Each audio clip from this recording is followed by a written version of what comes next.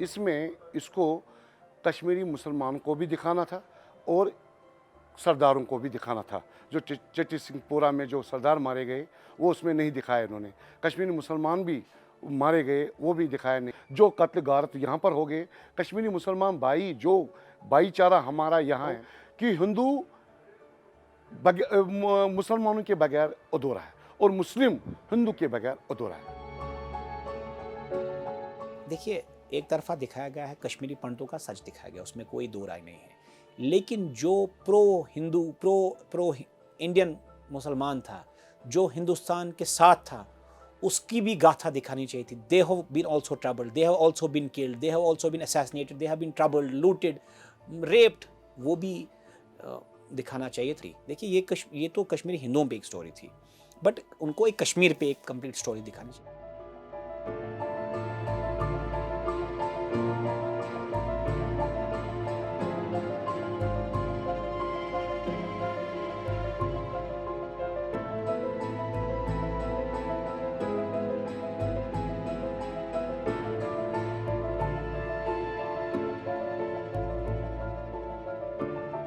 इन दिनों आपने देखा होगा कश्मीर फाइल फिल्म की चर्चा चल रही है।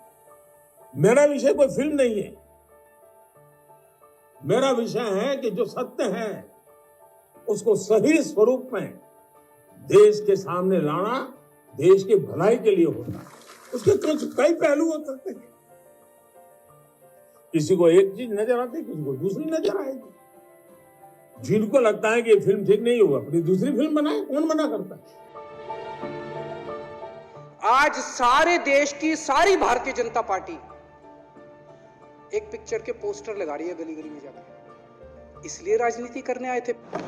8 साल केंद्र सरकार चलाने के बाद अगर किसी देश के प्रधानमंत्री को विवेक अग्निहोत्री के चरणों में शरण लेनी पड़े तो इसका मतलब उस प्रधानमंत्री ने 8 साल में कोई काम नहीं किया। अब कश्मीरी पंडितों के नाम पे कुछ लोग करोड़ों करोड़ों रुपए कमा रहे हैं और तुम लोगों को पोस्टर लगाने का काम दे दिया।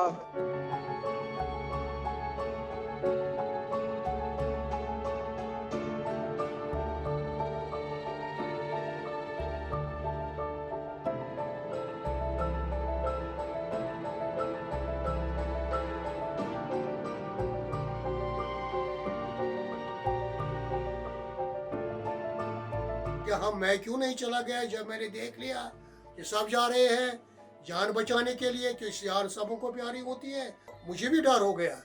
तो उस वजह से सबसे पहले मेरे जो आसपास के पड़ोसी हैं उन्होंने मुझे जाने नहीं दिया। उन्होंने कहा हम नहीं जाने देंगे आपको डरना नहीं है, आपको कुछ खतरा नहीं है।